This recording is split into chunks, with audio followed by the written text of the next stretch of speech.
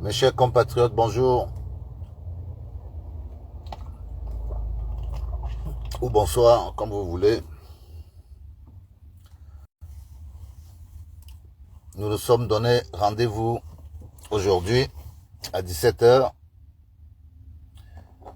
pour commencer notre sensibilisation au Nord et conclure notre séjour. Aujourd'hui, nous voulons sensibiliser sur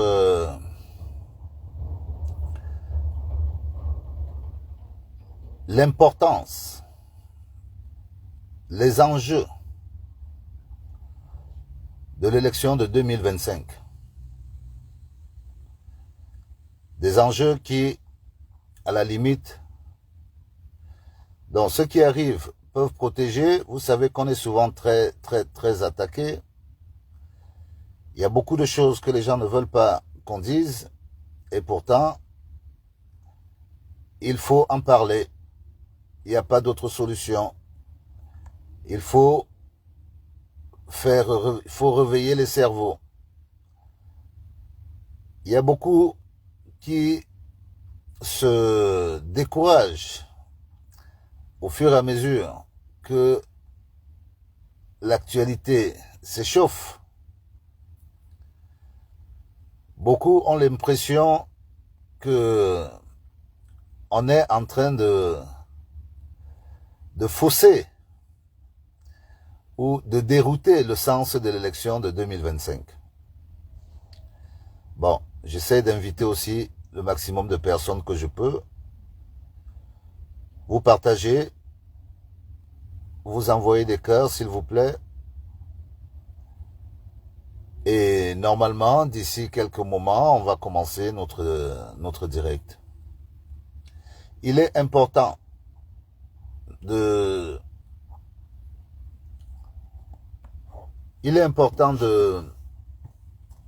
d'expliquer aux gens quel est l'enjeu pour 2025. C'est vraiment important. C'est aussi important de laisser le libre choix à chacun de comprendre. Parce que voter, c'est prendre ses responsabilités. Donc, on va attendre. Bonjour Pierre. On va attendre, rassembler le maximum de personnes. On va entrer dans des sujets qui, à la limite, sont au-dessus des partis politiques. Nous croyons que l'enjeu de l'élection de 2025 transcende les partis politiques. Et il y a des sujets, oui, qu'il va falloir aborder.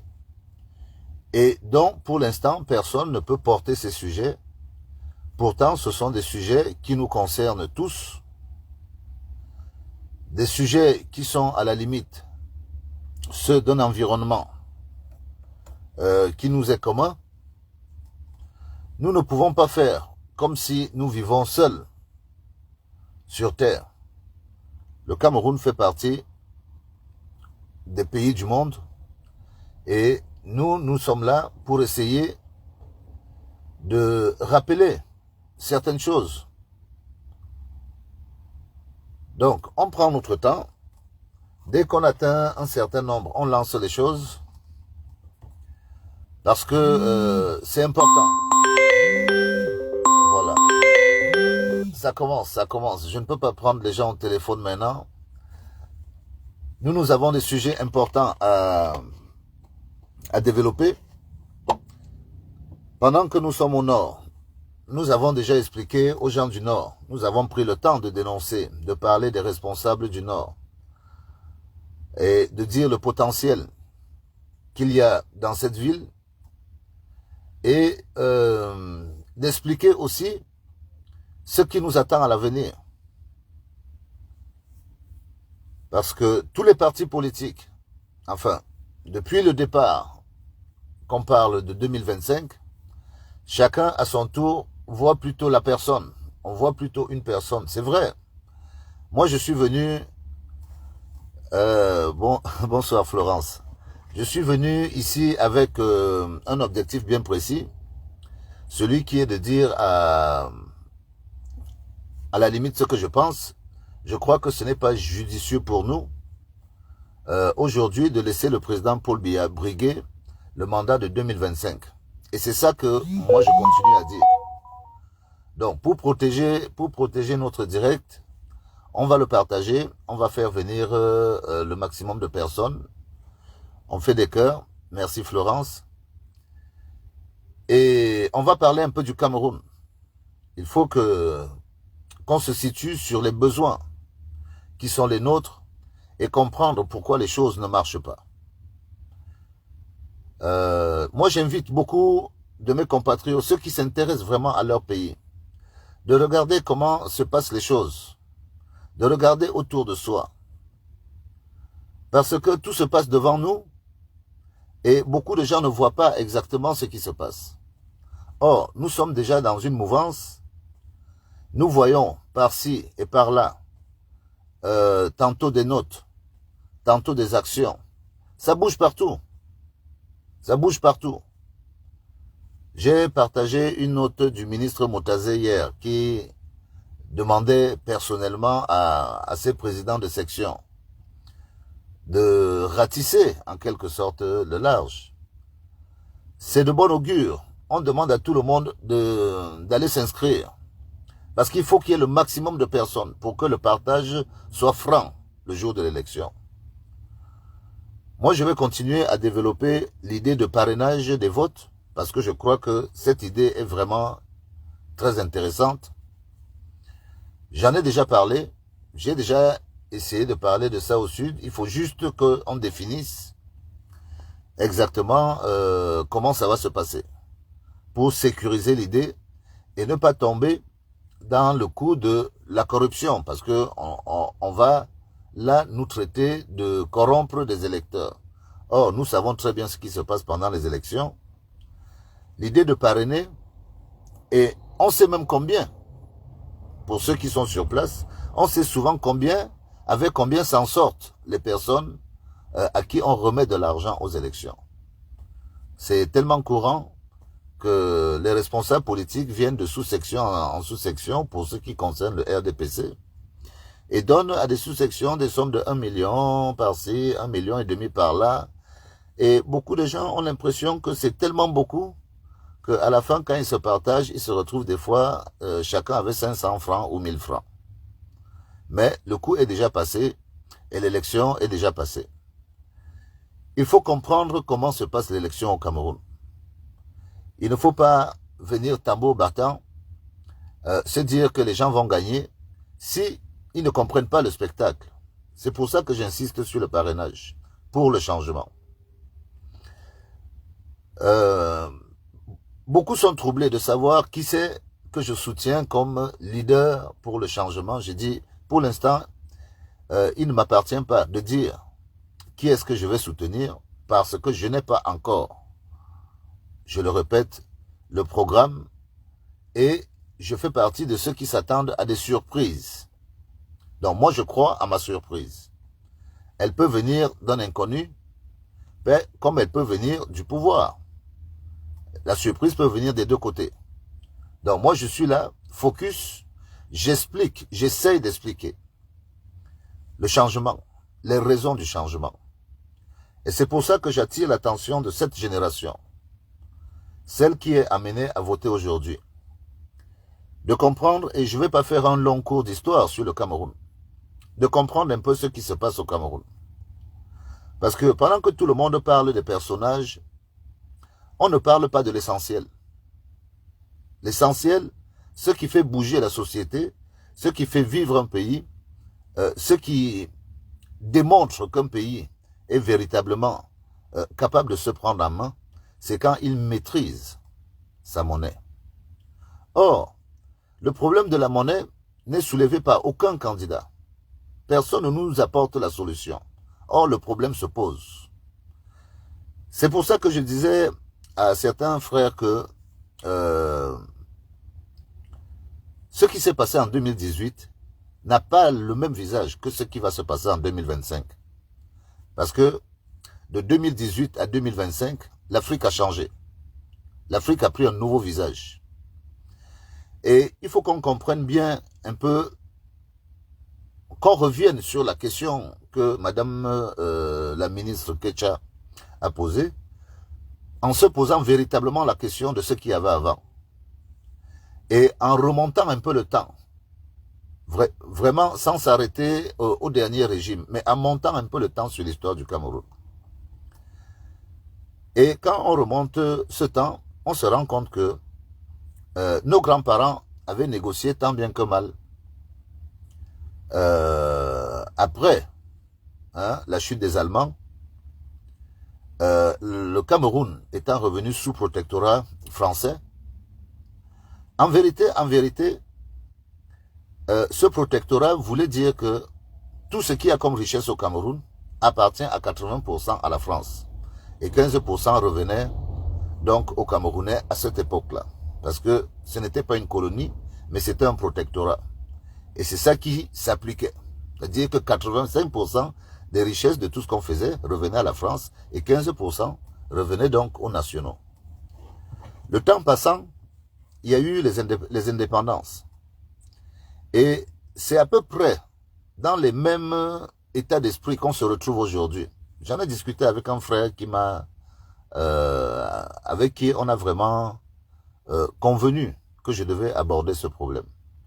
C'est que après les indépendances, il y a eu une dispute, à peu près la même dispute qu'il y a aujourd'hui, pour les indépendances, pour savoir comment allaient se passer les indépendances. Donc, ça, c'est vraiment intéressant que les jeunes du Nord écoutent un peu l'histoire de ce pays, pour que chacun comprenne l'importance qu'il a en ce moment de s'engager à changer. Donc, au moment des indépendances, il y avait des radicaux et il y avait ce qu'on peut appeler des démocrates et des républicains. Et il fallait négocier le départ des Français, enfin les indépendances du Cameroun. Et la convenance et de tout ce qui est sorti là-bas nous a amené à comprendre que les radicaux n'ont pas réussi à se faire entendre. D'ailleurs, les radicaux sont morts, on les a tués. Ils ont été exécutés. C'est eux, c'est, comme vous entendez souvent certains revendiquer, les Oumniobé, et tous ceux qui sont passés sous le coup de l'arme française, qui ont été souvent trahis par certains de nos compatriotes, toujours par des Camerounais, parce que il y avait une dispute et il fallait savoir comment prendre le pouvoir.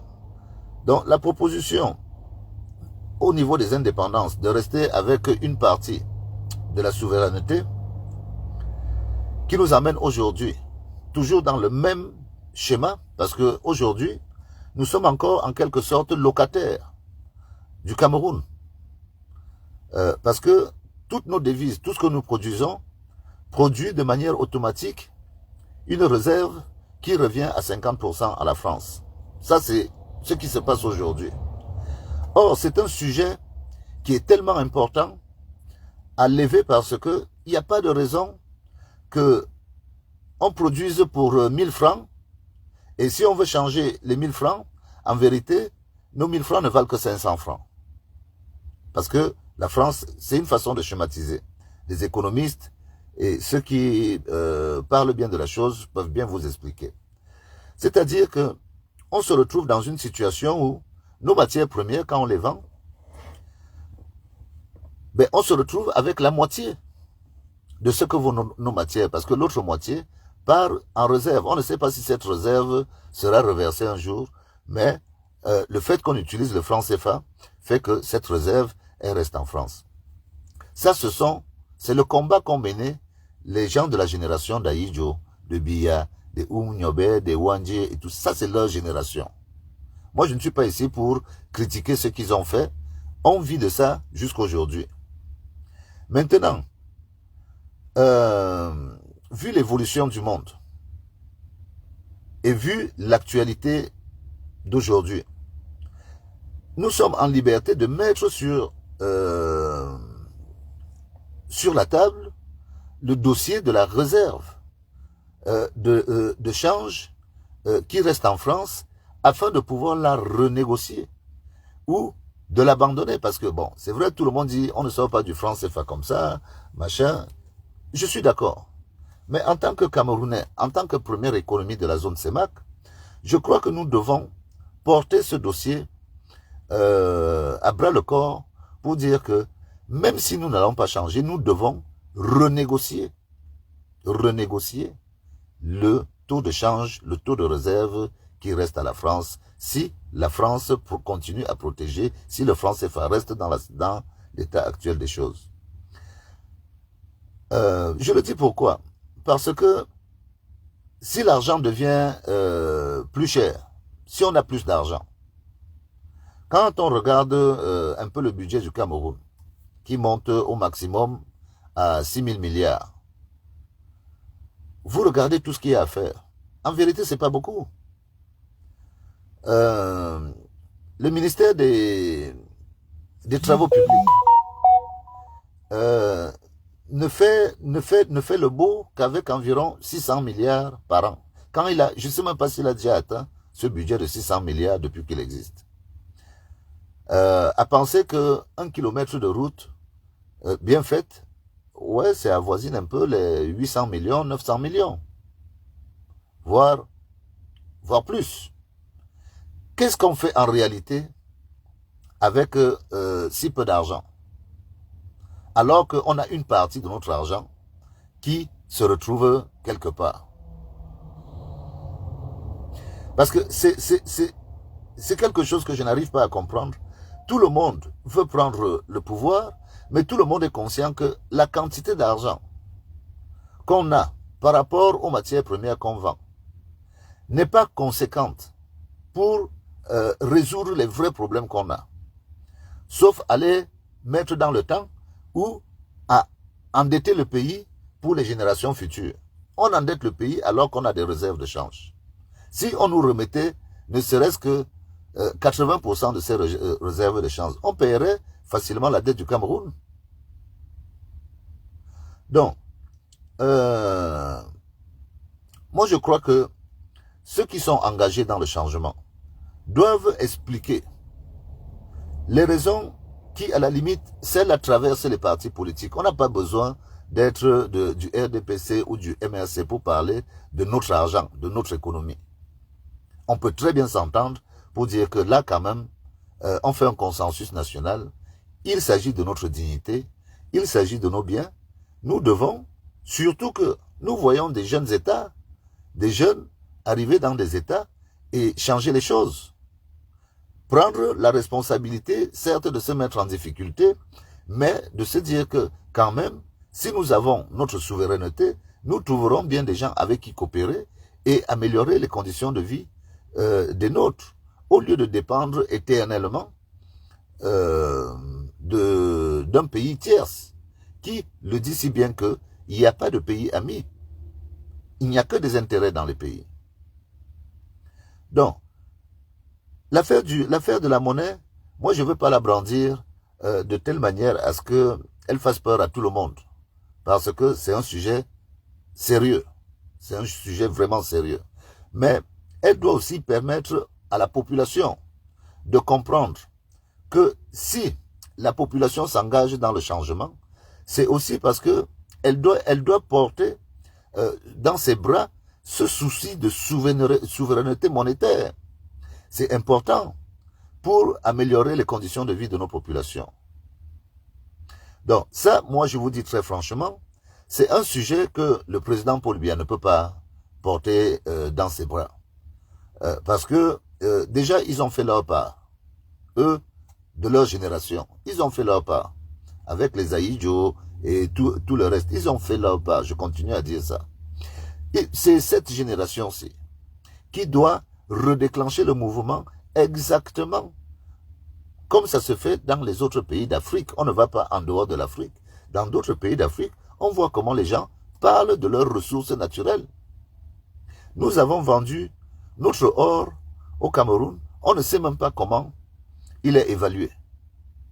On ne sait pas comment il est vendu. Alors que c'est l'une des choses les plus précieuses qu'on a chez nous, qu'on doit même garder à la limite, pour préserver les retraites et l'avenir de nos enfants. Ce sujet est complètement à l'abandon, parce que les gens s'intéressent tout simplement à prendre le pouvoir, venir gérer la petite quantité d'argent, et parce qu'ils auront les faveurs d'aller vivre dans un palais. Mais en vérité, cet argent ne suffit pas. L'argent que génère le Cameroun à partir de ces matières premières ne suffit pas pour qu'on règle nos problèmes. Et ça ne suffit pas parce que notre monnaie, nous ne la maîtrisons pas. Moi, je tenais à parler de ce sujet, à parler aussi d'un sujet qui, à la limite, là aussi, ne concerne pas les partis politiques. C'est le sujet de la double nationalité. Je suis ici au nord. Il y a des gens au nord qui ont des familles au Nigeria, qui ont des familles au Tchad. Des enfants naissent entre les frontières, au Gabon, en Centrafrique. Quand on dit, parce que quand on regarde la binationalité, on ne regarde que l'Occident. Mais quand on regarde nos pays voisins, est-ce que notre position est normale par rapport à la libre circulation des personnes? Il faut quand même qu'on soit un peu cohérent. On demande aux gens de circuler, on demande aux gens de se rencontrer, mais on n'a pas envie d'avoir la double nationalité dans son pays. C'est quand même... bonjour Eton de Luxe. C'est quand même une manière bizarre de gérer la chose. Surtout que la double nationalité, il faut qu'on arrête à la limite de se tromper. Parce que là, on se trompe nous-mêmes. La double nationalité, elle est effective pour une catégorie de personnes. Celle où, on dit souvent, la catégorie, on appelle ça, elle bénéficie des avantages catégoriels. Mais ça, c'est pas normal. Ça, c'est pas normal. Nous devons tous bénéficier de la double nationalité de manière institutionnelle afin de permettre à tout le monde de s'exprimer dans la part qu'il estime être la sienne dans son pays, dans un pays où son sang circule. On est quand même une société pour la plupart matriarcale. On ne va pas douter que je suis né d'une Camerounaise si on doute que c'est le père qui a fait l'enfant. Comment on peut dire que du jour au lendemain, parce qu'une Camerounaise a fait un enfant, cet enfant n'est plus Camerounais? Ce n'est pas logique.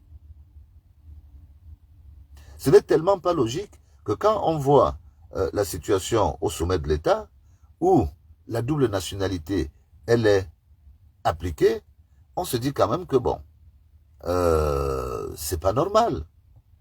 Et c'est un sujet qu'on doit prendre enfin à bras le corps. Ça doit même être un engagement, un préalable. Mais les gens ne regardent que les visages. Est-ce que c'est le visage qui a arrangé le pays? Donc moi j'invite tous ceux qui sont engagés, qui disent vraiment qu'ils veulent que les choses changent. Parce que je vous ai dit, si ce ne sont que les personnes, ça ne sert à rien. Ça doit changer dans la tête. C'est l'état d'esprit qui doit changer.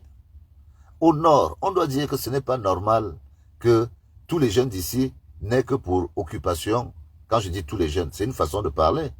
Comme partout, d'ailleurs, on se retrouve, les jeunes sont sur des motos, ce n'est que ça qu'il y a comme opportunité. Ce n'est pas normal.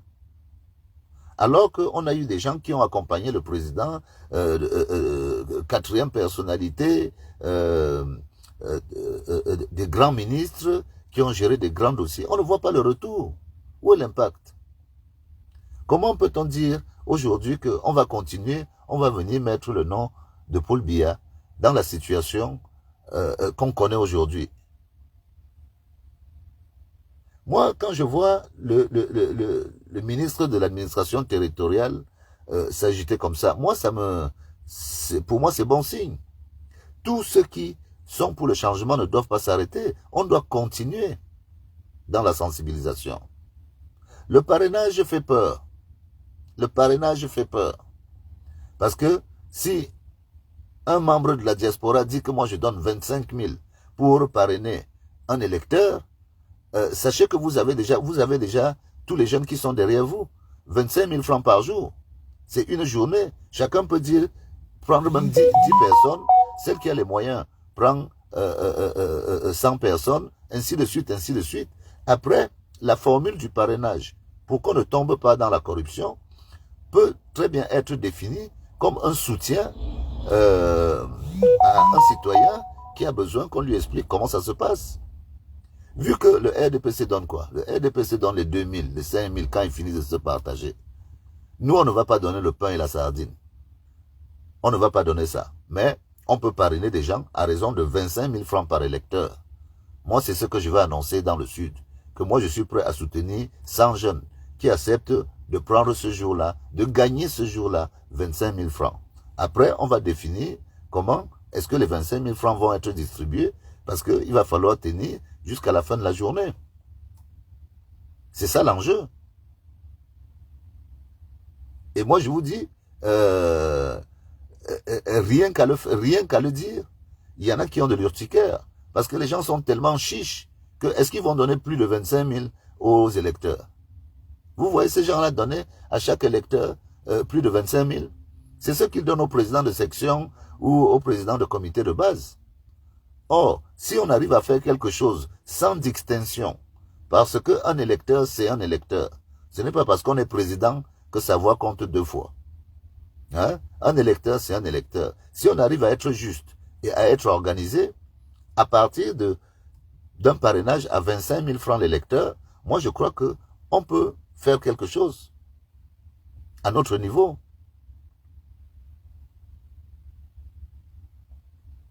Je reste concentré. Je reste concentré sur le fait que moi je crois très sincèrement que 2025, ce n'est pas bon que le président Paul Biya soit candidat à l'élection présidentielle. Je reste fixé sur cette idée parce que je ne veux même pas imaginer les risques que cela peut produire en cas de. Regardons-nous en face. Regardons qui est son adjoint. Regardons qui est l'adjoint de son adjoint. On ne va pas faire prendre à un peuple le risque, tout simplement parce que certains veulent protéger leurs intérêts personnels. Le pays doit avancer. Le pays doit avancer.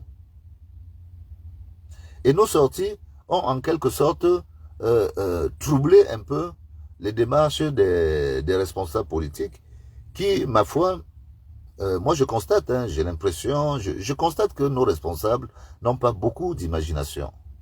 Ou que la plupart se réveillent souvent en temps électoral, comme s'ils ne croyaient même pas au métier d'acteur politique qu'ils jouent. Parce que on ne devait pas être surpris aujourd'hui. Chacun devrait aujourd'hui avoir sa carte, enfin, son positionnement pour parler, pour montrer comment on va s'en sortir en 2025. Je vois tout le monde se prend les pieds sur le tapis. Ce n'est pas bon.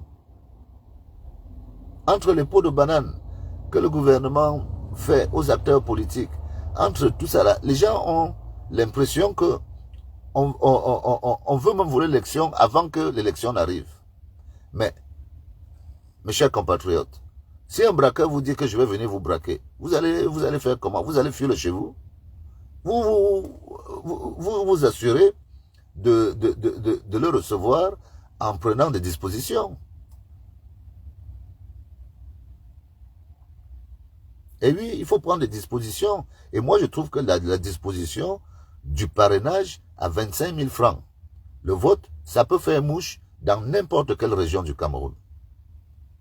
Pour une journée, n'importe qui arrêterait de travailler et de s'entendre pour aller accomplir son devoir s'il sait qu'en fin de journée, il a une récompense exceptionnelle.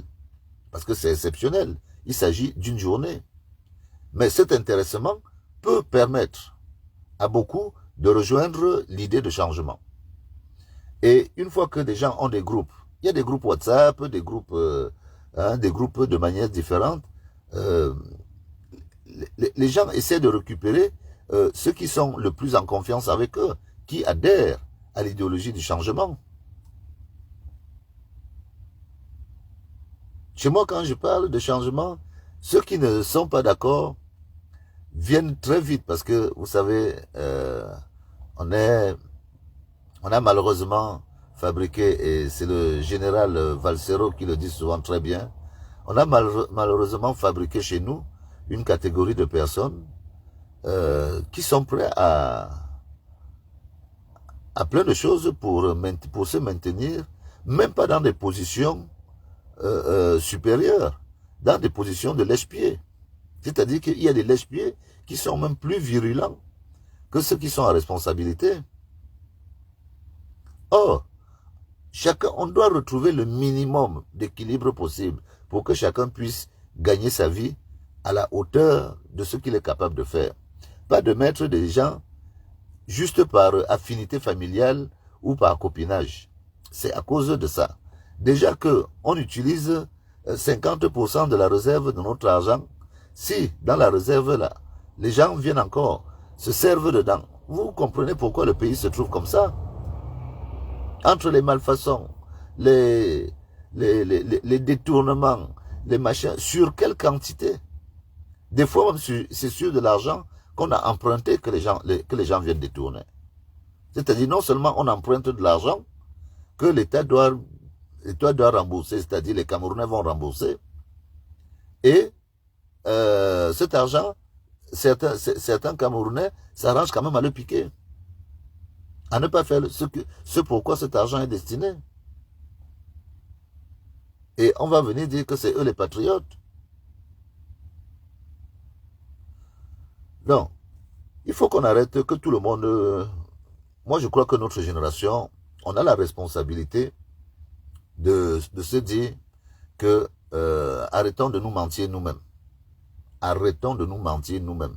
Les petits privilèges qui sont ceux pour lesquels on croit profiter, en vérité, ce sont des choses qui nous empêchent d'évoluer. Oui, ce sont ces choses-là qui nous empêchent d'évoluer. Parce que l'indépendance, qu'elle soit personnelle, qu'elle soit collective, franchement, il n'y a pas mieux. Il n'y a pas mieux dans la vie. Si chacun peut s'en sortir à la hauteur de ses moyens, et c'est pour ça que moi je reproche tous ces acteurs politiques qui ne peuvent pas dire, bien sûr, nous tous sommes convaincus que c'est le président Paul Biya qui est élu. Donc, c'est lui, c'est son nom. Mais tous ceux qui font semblant de dire qu'ils sont avec lui, qu'on voit, on ne peut pas les dissocier de M. Paul Biya. Moi, je ne peux pas dissocier Ayan Luc de l'échec de Paul Biya. Je ne peux pas dissocier Bello Bouba de l'échec de Paul Biya. C'est pas possible. Ils ont échoué ensemble. C'est ça la vérité. C'est vrai que on donne le nom du responsable, mais on ne garde pas l'équipe. Donc, comme on connaît l'équipe, pourquoi ne pas prononcer les noms? Pourquoi ne pas prononcer les noms? On prononce. On dit que non. Les gens comme Madaouda, ils ont joué des mauvais rôles. Ils ont voulu s'enrichir personnellement. Ils s'enrichissent personnellement au détriment de la population. À quoi ça sert de s'acheter une Maybach si les voitures, s'il n'y a pas de route? C'est pas de la folie. C'est pas de la folie. Il ne faut pas être maso. Arrangez d'abord les routes. Après, vous allez vous acheter les voitures.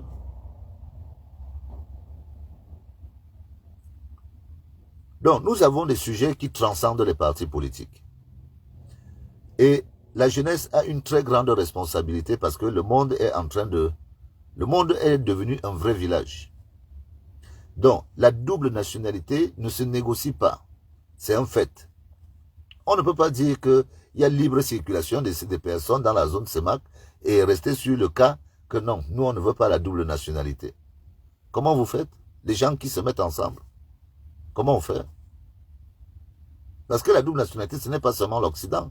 Et encore que dans l'esprit de la loi, parce que beaucoup ne comprennent même pas pourquoi certains profitent de la loi et pas d'autres. Parce qu'il faut bien comprendre l'esprit de la loi qui interdit la double nationalité. elle était essentiellement réservée à ceux qui entraient dans le maquis et dont le pouvoir avait peur qu'ils reviennent. Donc, c'était assez ciblé. Ce qui fait que dans cette loi, il y a des exceptions. Il n'y a jamais de loi sans exception. Donc, une Camerounaise, par exemple, qui épouse un étranger, qui ne renonce pas à sa nationalité camerounaise, ses enfants bénéficient de la nationalité camerounaise. C'est ça l'esprit de la loi. Et bien sûr, tous nos frères qui se plaignent de ne pas d'être souvent victimes de certains abus au pays. Il faut comprendre que on ne peut pas vouloir une chose et son contraire. Moi, quand je vais au Cameroun, à titre personnel, quand je vais au Cameroun, je prends mon passeport, je le mets sur le chevet et je marche avec ma carte camerounaise. C'est-à-dire que je ne fais pas partie de ces gens qui vont au consulat de France se faire enregistrer pour avoir une carte, sauf si j'ai un problème. C'est un dernier recours. Mais dire que j'arrive de manière automatique, je vais m'enregistrer au consulat de France, ça veut dire, dans l'esprit de ceux qui sont au Cameroun, parce que, bien sûr, si t'arrive quelque chose, on va appeler le consulat de France. Parce que tu vas sûrement avoir une carte consulaire. Mais ça a une signification locale. Ça veut dire que tu viens chez toi en tant que Français. Et c'est ça que les gens n'apprécient pas là-bas. Parce que quand on arrive, on dit qu'on rentre chez nous. Mais quand on arrive là-bas, on se comporte comme des étrangers. Voilà l'un des fonds du problème. Moi, je prends ma carte camerounaise, je me mets à marcher, mon récépissé.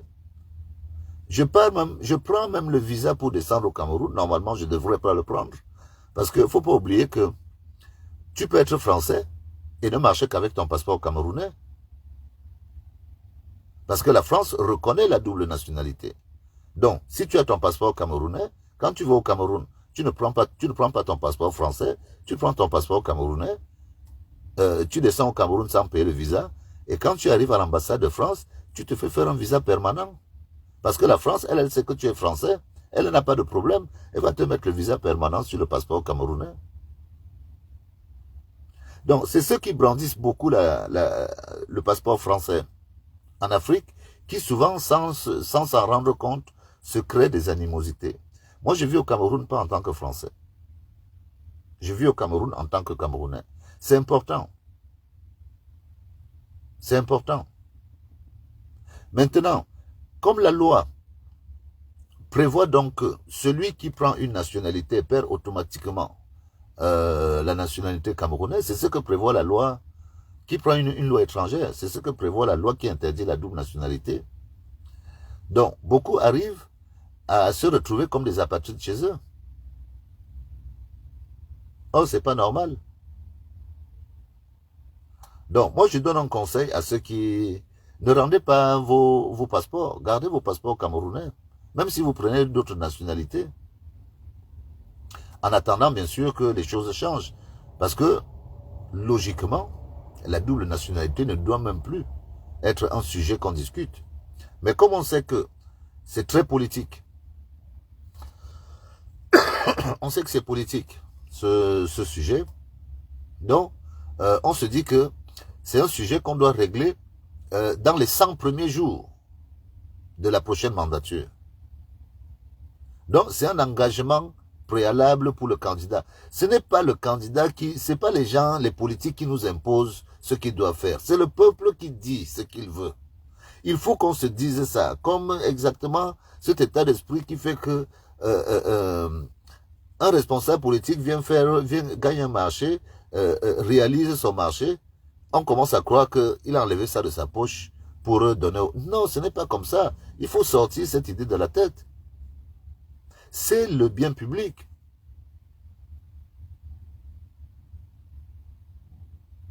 Donc, on fait un bilan évolutif en partant sur un constat que les choses, on fera point par point, on a le temps. Si vraiment il va falloir faire le bilan de M. Paul Biya, la personne, ou bien en tant que président, on aura le temps. Mais partons déjà du principe que ce monsieur est fatigué, c'est un humain. Ceux qui veulent continuer à utiliser son nom jouent à la loterie. Ils veulent jouer à la loterie avec le peuple camerounais. Et le peuple doit dire non, on ne joue pas à la loterie parce que aujourd'hui les choses vont vite. Nous voulons un homme valide, jeune, intelligent, hein, et volontaire à changer les choses. Sans qu'il n'ait d'a priori sur ses origines. Nous, on veut un Camerounais qui regarde tous les Camerounais de la même manière. C'est ça qu'on veut. On ne veut plus un Camerounais où, comme il vient de là-bas, on doit fêter là-bas. Non. Nous, on ne veut plus ça. Nous, on ne veut plus ça. On veut un Camerounais qui s'occupe de tous les Camerounais sans exception. On espère que la mentalité, toutes les tares qu'on est en train de vivre là en ce moment, parce que ce qu'on vit, on ne nous a pas raconté. Ce n'est pas une histoire qu'on nous raconte. On le vit. Donc, si on n'est pas stupide, on doit pouvoir tirer les conséquences de ce qu'on vit aujourd'hui. Et je crois sincèrement qu'on ne fait pas partie des gens les plus stupides de la Terre. Le changement apportera forcément un plus. Et nous nous croisons les doigts tout simplement parce que nous voulons que l'élection se passe de manière sereine. Pour que le choix soit assez explicite.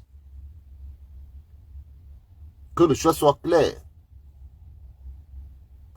Ceux qui, encore aujourd'hui, sont en train de croire que les choses... Non, les choses ont changé. Les choses ont changé. Il en déplaise à certains, les choses ont changé. Les gens du Nord ne voient plus le pouvoir de la même façon.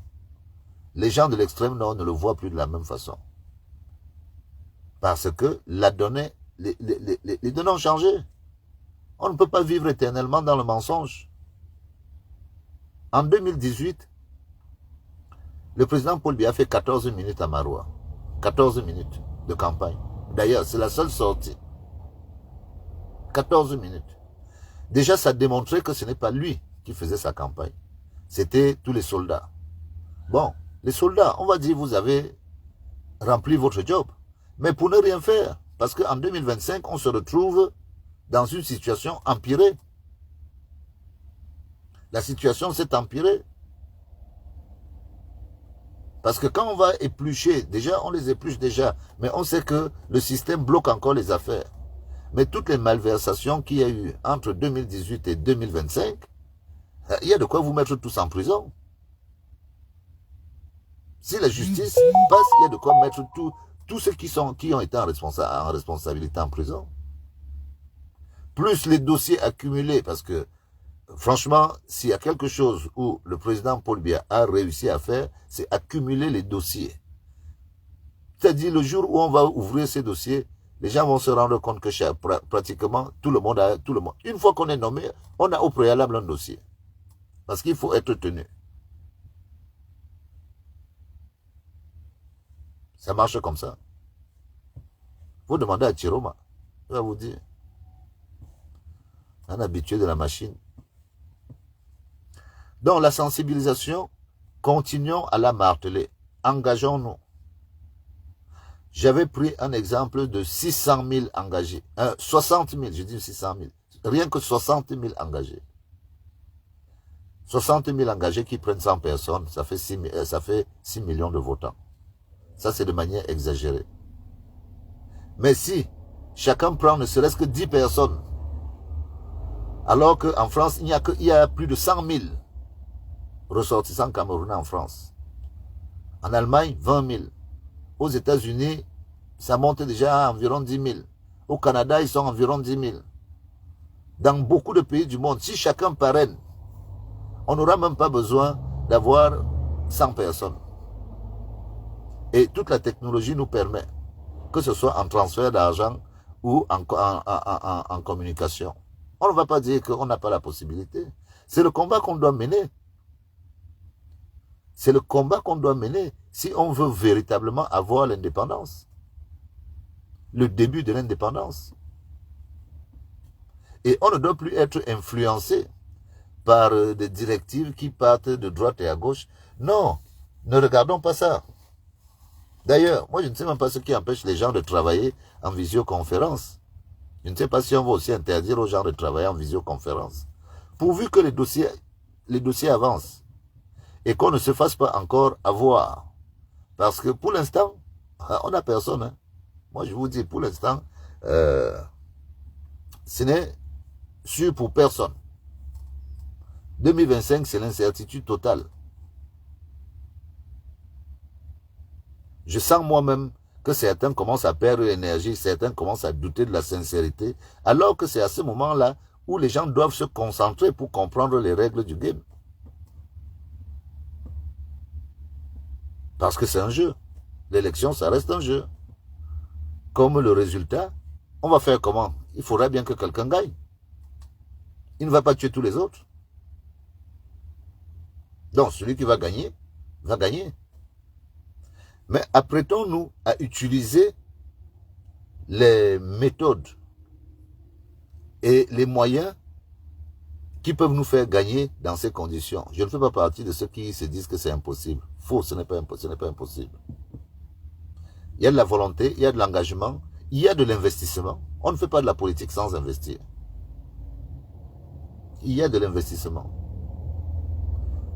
Donc chacun doit se mettre à la hauteur de ses biens. On ne va pas dire qu'on va nourrir les Camerounais parce qu'on veut que... Non, non, non. C'est un challenge.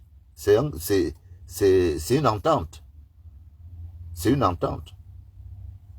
Avoir 100 personnes, je ne crois pas que ce soit ça le plus compliqué, vu les amitiés que les gens ont au niveau virtuel. Après, chacun a le temps d'organiser, que ce soit 10 personnes, 50 personnes, s'entendre. Si quelqu'un a 50 personnes ou 10 personnes, c'est déjà beaucoup.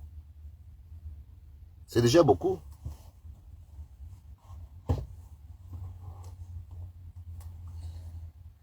C'est vrai, nous cherchons un président qui ait toutes les capacités mentales, morales, physiques, énergiques. Le Cameroun doit avoir un homme énergique parce que nous sommes un peuple énergique qu'il faut canaliser.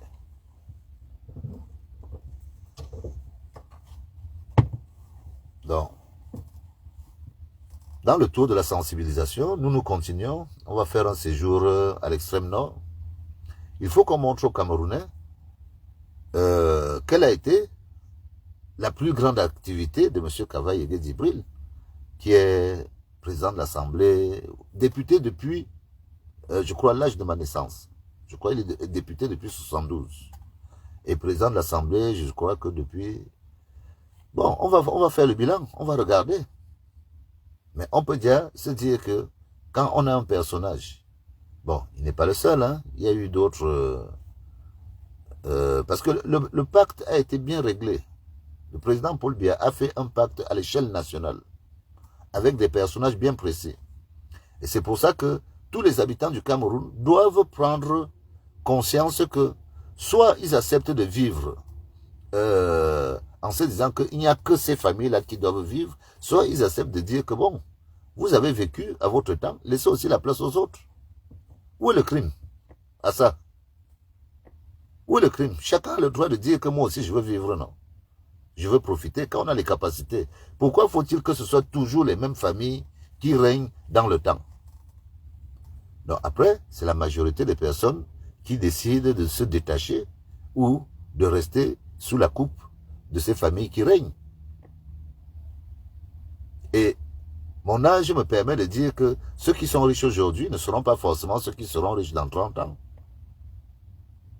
Exactement comme on peut dire que ceux qui étaient riches il y a de cela 40 ans ne sont pas forcément ceux qui sont les plus riches aujourd'hui. Donc les choses changent, les gens doivent oser. Au Cameroun, les gens doivent oser. Pour une fois qu'on leur demande de décider sur eux, on ne peut pas me faire croire que tout un peuple a peur de 5% de sa population. Ce n'est même pas possible. Et ni la police, ni l'armée, ni autre chose n'ont le droit de venir perturber ou de nous tuer de manière impunie et se dire qu'eux, ils vont vivre tranquillement. Non, on est en 2025, en 2024, ce n'est plus possible. Ce n'est plus possible. Donc on doit s'engager. On ne doit pas subir l'intimidation. D'ailleurs, on intimide les gens quand eux-mêmes se sentent visés. Si quelqu'un fait un courrier et que le courrier ne vous concerne pas, moi je ne considère pas ça comme une intimidation.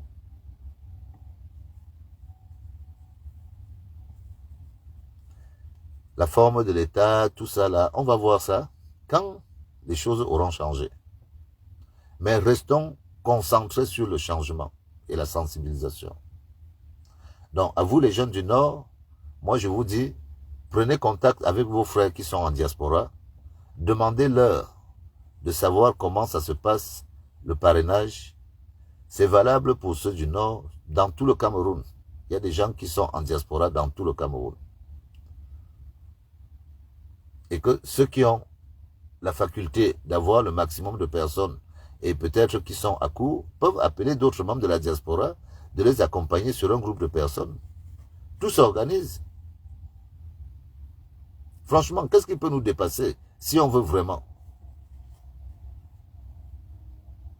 Qu'est-ce qui peut nous dépasser si nous tous, on se décide qu'on fait ce changement? C'est vraiment ces gens qui... On est vraiment ensemble avec les pillards. Ceux qui pillent là, ils peuvent vraiment nous dire et on suit. Moi, j'ai tourné le dos. Hein. Même s'ils disent qu'aujourd'hui, je ne peux plus faire marche arrière. Et si je vote, je ne voterai pas comme ils disent de voter. C'est un fait, c'est normal. Et j'emporte avec moi un bon nombre de personnes.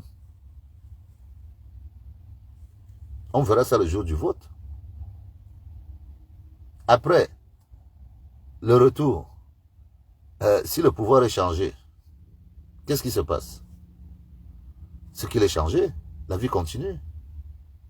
Nous, quand on subit, la vie ne continue pas. Pourquoi eux, la vie va s'arrêter? Parce que ce seront eux qui vont subir. Un jour, il va bien falloir que ça s'arrête. Donc, un jour, ils vont considérer qu'ils subiront. Donc, on est dans la lecture de l'heure. Et 2025, ça s'annonce que ce soit le début de la lecture de l'heure.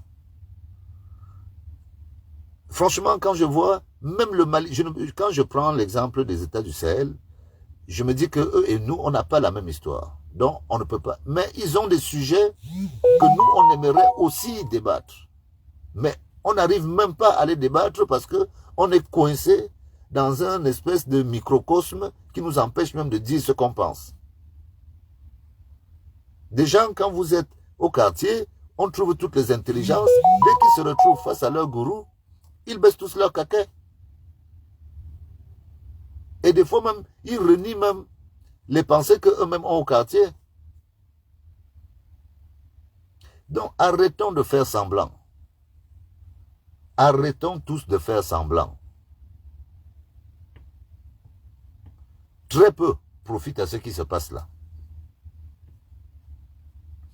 Moi, je vois, hein, et d'ailleurs, il y a tellement de signes qui démontrent que ces gens-là, malheureusement, ne sont même pas des patriotes. Quand moi, je vois des gens de certaines familles où on me dit qu'elle ne vit qu'en millions d'euros. Ça se vend en millions d'euros. Eux, ils ont des millions d'euros. On arrive dans leur famille, on se dit, mais pourquoi ces gens ne soutiennent même pas les idées de leurs parents? Comment on peut avoir des millions d'euros et ne pas pouvoir investir dans là où on est né, là où ses parents sont nés? Je ne comprends pas. À quoi ça sert de porter un sac à main qui vaut 5 millions de francs si c'est pour aller se retrouver dans un bâtiment plein de poussière en Angueboko? À quoi ça sert? Donc, les gens du parti RDPC, aujourd'hui, si tout s'arrête, le seul héritage qu'ils auront, ce seront les pagnes. Il n'y a pas d'autre héritage. D'autres personnes ne peuvent vous dire là que, oui, moi j'ai profité de ça. Non. Ceux qui ont réussi à prendre des choses sont très peu. La majorité des personnes, elles là, se sucent les doigts et espèrent. C'est pour ça qu'ils veulent continuer à croire que maintenant c'est le bon tour. 2025, là, c'est le dernier carré. Non, c'est fini. 2025, tout ça s'arrête. 2025, tout ça s'arrête. Et nous, on dit ça. Et ça va s'arrêter par le vote.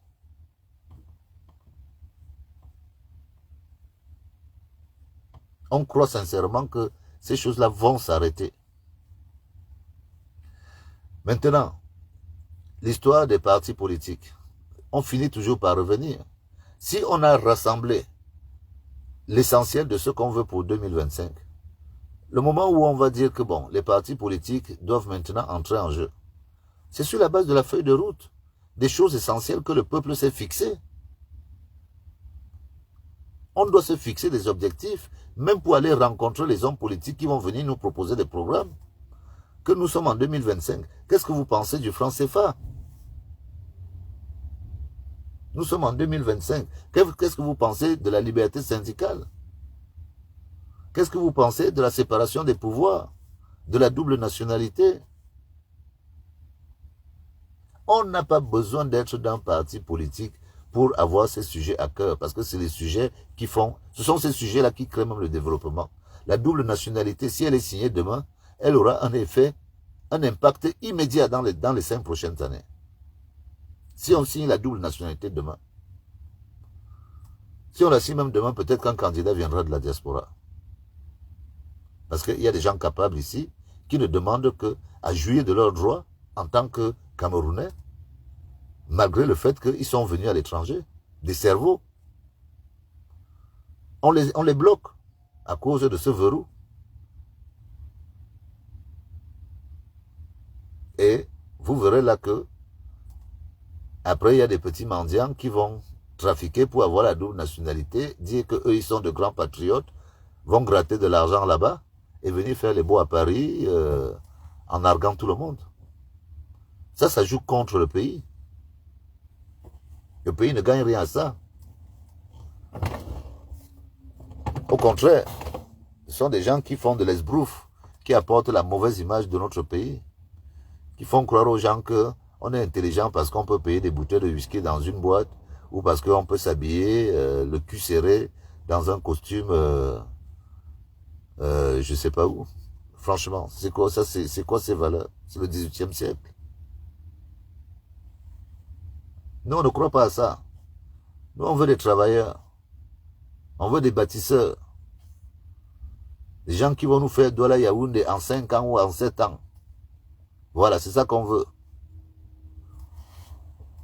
Parce que là, on est parti pour 2050. Avec les 500 milliards de Nganou Djoumoussi, où il est d'abord lui-même obligé de prendre d'abord sa part, de donner aussi à ses amis. À la fin du compte, bon, il prend sa part. C'est une façon de parler, mais quand on voit les sacs de ciment à 17 000, c'est une façon de prendre sa part. Donc chacun se sert, chacun grignote sur le sujet, sur l'argent public. Fin de compte, on n'arrive pas à réaliser ce qu'on a réalisé. On peut faire un siècle. À ce rythme-là, on peut faire un siècle. On n'aura pas les choses que les autres ont. Donc, nous avons une part de notre indépendance. Ce n'est pas être anti-français, ça n'a rien à voir. Ce n'est que justice. Ça n'a rien à voir. Ce n'est que justice. Il faut que les pays d'Afrique retrouvent leur souveraineté monétaire et qu'ils ne soient pas obligés, en vendant leurs matières premières, que 50% des devises soient bloquées dans un autre pays. Ça n'a pas de sens. Ça n'a pas de sens. Et maintenant, venir lancer des campagnes présidentielles. Est-ce que vous avez remarqué? Parce que ça se passe très calmement. Hein? Au Cameroun, en ce moment, si vous remarquez, le plus grand financier, c'est l'Agence France Développement. De tous les petits projets que vous voyez là, vous voyez beaucoup, Agence France Financement a aidé à faire ceci. Agence France Financement a sorti le financement de ceci. Pourquoi? Pourquoi la France fait ça? Avant, c'était la Chine. Il y a cela 5 ans derrière. C'était la Chine qui investissait. On disait non, les Français, ceci. Pourquoi la France, subitement, l'Agence France Développement se retrouve à remplir, en quelque sorte, des marchés qui étaient, pas à l'abandon, mais en souffrance.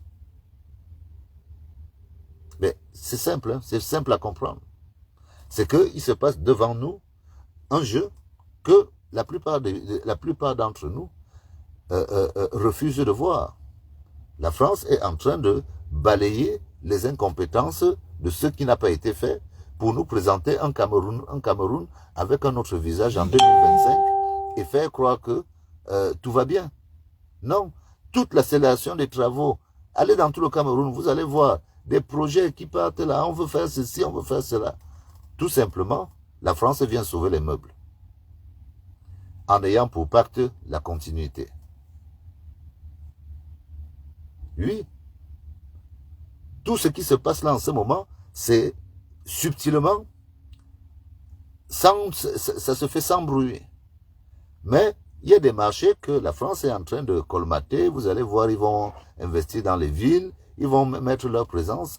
Pourquoi? Parce qu'eux, ils ont intérêt que ça continue. Et moi, je ne vais pas leur en vouloir.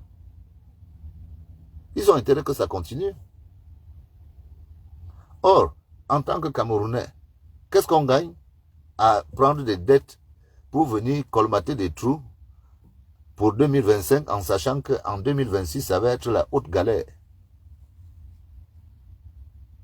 Parce que tout ce qu'on prend là, en 2026, vous avez déjà vu la couleur. Le ministre des Finances a dit que lui, il relance l'impôt individuel. Donc maintenant, tous ceux qui sont dans la diaspora, toutes les grandes maisons, ils vont chercher à vous cribler et ce sera bien sûr à la tête, à la tête du client. Regardez aujourd'hui la loi agricole. Que dit la loi agricole? C'est qu'on paye les impôts à partir de 5 hectares. Que tous ceux qui ont les grandes plantations là vous montrent le jour où ils ont payé un seul impôt.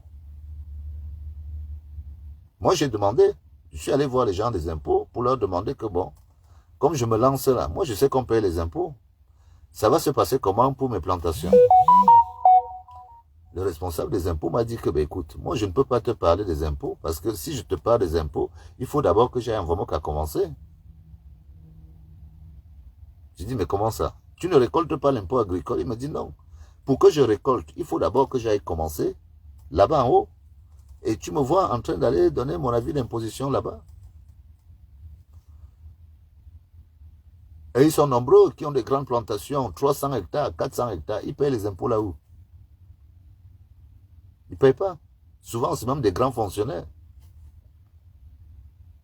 Mais, parce qu'on sent une certaine mouvance qui se passe avec la diaspora et qu'il y a un certain pouvoir d'achat, le ministre des Finances est en train d'orienter la récolte de l'argent sur les biens des gens de la diaspora. On ne sait pas encore quels seront les critères, mais moi je sais que ce sera à la tête du client. Celui qui sera trop vindicatif paiera plus cher. Si cet argent était même servi à bon escient, on se dirait que c'est la collecte de l'impôt. Mais nous-mêmes, on sait que le ministre des Finances lui-même, c'est celui qui perce même d'abord les tuyaux de la collecte. Il y a tellement de fuites sur son tuyau que après lui-même va justifier de son travail un jour. Mais moi, j'ai été choqué quand j'ai entendu ce monsieur dire à l'Assemblée nationale qu'on devrait être content de voir un noir aller acheter une télévision chez un blanc. Que lui, il a trouvé ça bien. Et c'est pour ça qu'il a donné le milliard qu'on a donné à Amour Belinga pour aller acheter Télé Sud. Sauf que Télé Sud, Amour Belinga a vendu ça à 15 000 euros. Le milliard, on fait comment? Voilà des cas concrets qu'à certains moments, on jette l'argent par des raisonnements qui n'ont pas véritablement de sens. Parce que je ne vois pas où est le rapport entre la couleur de la peau et l'investissement. Je ne vois pas le rapport en 2024. Mais notre ministre des Finances l'a dit en pleine Assemblée nationale. Et voilà donc le résultat. Le résultat, c'est que le milliard et quelques qu'on a donné a fini que la télévision, Télé Sud, a été revendue à 15 000 euros parce qu'il fallait même payer les factures. Sinon, ça ne valait plus rien.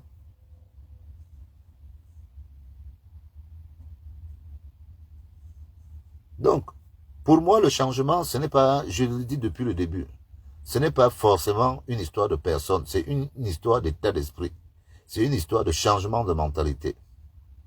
Et si on se fixe juste sur la personne, déjà, personne n'aura les moyens à lui tout seul de régler la situation dans notre pays. Ça, c'est une réalité. Personne. Il faut qu'on accepte de casser les œufs pour faire l'omelette. C'est-à-dire discuter avec ceux dont on sait qu'ils sont un obstacle pour notre développement. Et oui, le franc CFA est un obstacle pour le développement. Il faut qu'on en parle pour que le taux de réserve, au moins, change. Qui passe de 50 même à 80%. Il faut qu'on nous rende notre argent. On peut comprendre que, comme c'est des grosses économies, ils nous cautionnent pour la stabilité de la monnaie, oui. Mais on ne peut pas accepter une caution de 50%. Non. Je dis, ça doit aller, on doit au moins parler de partir de 50 à 80, 85. Comme ça, on peut laisser 10% pour dire que bon, cautionner nous-mêmes avec les 10% là. Pour qu'on soit qu'on ait une monnaie stable. Parce que c'est sur ce volet que jouent ceux qui sont en face de nous. Mais je n'entends pas de responsables politiques prendre cet engagement. Et je suis franc de dire que ce n'est pas à M. Biya de parler de ça. Parce que eux, avec les Aïdjo, eux, ils ont négocié leur part avant les indépendances. On ne peut pas tout leur demander. C'est à cette génération-ci, la génération des Ibrahim Traoré, des Keïta. Voilà, c'est cette génération-là. C'est aujourd'hui qu'on doit remettre ce dossier sur la table.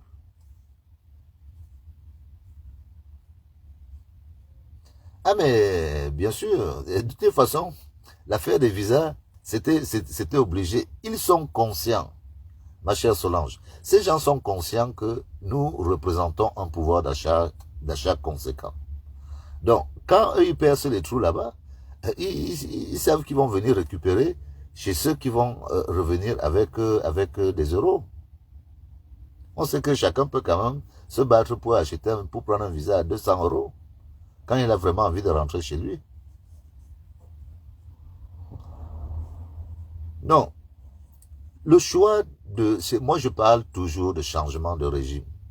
C'est-à-dire que là, on était dans un régime, c'est-à-dire que, comment je peux dire, on mangeait trop gras ou trop mal, on va changer de régime pour manger mieux et bon.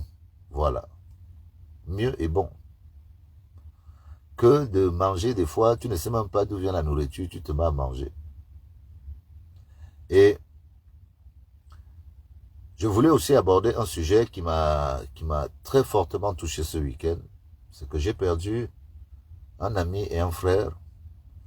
Au début de la sensibilisation, quand j'indexais le ministre Jules Dorindongo, j'ai fait allusion à un dédommagement de 10 milliards qui revenait à des exploitants forestiers. Ceux qui vont voir la vidéo, qui peuvent la revoir, peuvent se rappeler de cette vidéo, de cette histoire. Donc, les décisions politiques, quand on explique aux gens qu'il y a des décisions politiques qui tuent des humains. Donc, voilà une décision prise par M. Jules Dorindongo, qui a fini par emporter mon ami. Mon frère, mon ami, Zachary Wanja, ancien président de Panthère de Banganté, avec qui j'ai travaillé depuis 98. Zachary Wanja, Paul Wanja et moi, on travaille ensemble vraiment de manière sensationnelle. Nous sommes partis de rien du tout. Zachary Wanja a commencé les forêts, il sortait d'université. Jusqu'à gravir les échelles, devenir président du syndicat des jeunes forestiers au Cameroun. Il a frôlé, atteint le milliard. Juste pour dire qu'il y a des gens qui partent de rien et qui arrivent, grâce à leur travail, à leur génie. Parce que Zacharie, c'était un génie. Ce garçon, c'était un génie. Et d'ailleurs, même ses enfants, il ne fait que des génies. Zacharie ne fait que des génies. Malheureusement, Zacharie nous a laissés avant-hier matin. Zacharie nous a laissés. Après mon café de dimanche, j'ai dû rentrer et j'ai failli ne pas travailler hier. Parce que j'ai été très affecté de cette mort. Je sais que c'est le ministre Jules Doré-Ndongo qui est à la limite responsable de ce qui est arrivé à Zacharie. Je ne dis pas que Jules Doré l'a tué de manière directe, mais la décision qu'il a prise contre l'avis de tout entendement, c'est-à-dire que sa décision a été contestée au niveau des tribunaux. C'est comment un ministre arrive à faire que deux partenaires commerciaux qui ont des contrats notariés se retrouvent devant lui et lui décide de choisir le partenaire qui est le partenaire malhonnête du dossier. Il décide, et comme c'est lui le ministre, il arrache les dossiers qui étaient sous la propriété de la famille Wanja et il donne ces dossiers aux partenaires, alors que ce sont les Wanja qui ont tout fait. Et du jour au lendemain, voici un monsieur qui brise une société, 200 employés, des engins, des bulles, tout est pourri à cause de la décision d'un homme. Les Zacharie ont suivi l'affaire au tribunal. Ils ont gagné contre l'État du Cameroun. L'État doit leur payer 10 milliards. Mais on sait très bien que tant que ce régime est là, ils ne vont pas entrer dans les fonds qu'ils attendent. Et ce monsieur a eu raison sur la vie de mon ami. Donc j'ai été très attristé et c'est une perte. Zacharie, c'était un génie. C'est une perte pour le Cameroun de perdre un jeune de 53 ans pour des raisons à la limite politiques. C'est 20 ans, je dis même 20 ans, c'est plus de 25 ans d'expérience dans le domaine forestier camerounais. Un homme qui avait la connaissance du patrimoine forestier dans notre pays et qui aidait même à l'élaboration des lois au niveau du ministère des Forêts et des Règlements. À cause d'un changement d'un personnage qui ne connaissait rien des forêts, il est venu, il a changé sa vie. Et c'est comme ça que les gens meurent. C'est comme ça qu'on tue les génies chez nous. Son frère pleurait, il dit que Guy, au moins toi tu as eu la chance de partir au bon moment.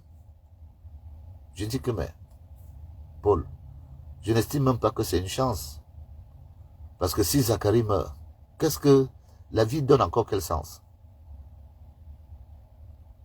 Mais nous n'allons pas nous arrêter de vivre.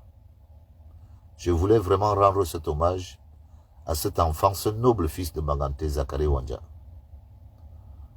Mon ami, partout où tu seras, je penserai toujours à toi. Donc, nous, on doit continuer avec notre sensibilisation. Mes chers compatriotes, partagez nos messages. Nous allons revenir avec d'autres sujets.